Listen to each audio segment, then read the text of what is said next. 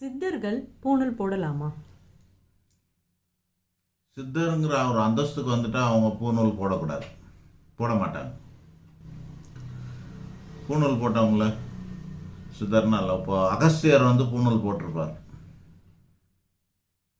ஏன்னா அவர் சித்தர் இல்லை, அதுக்கும் மேலே. சித்தர் மட்டும் இல்லை, அதுக்கும் மேலே. நவகோடி சித்தர்களுக்கு தலைவராக இருக்கக்கூடிய அகஸ்தியர் மகரிஷி ஆவார்.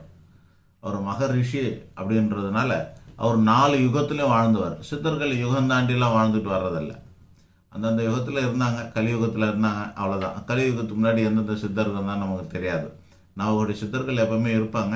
அவங்க திரும்ப அடுத்தடுத்த அவதாரங்களை எடுத்துக்கிட்டே இருப்பாங்களே அப்படியே. ஆனால் யுகமாக வாழ்ந்தாங்க அப்படின்னு ஒரு ஆதாரம் இருக்குது அப்படின்னாக்கா அகஸ்தியர் தான்.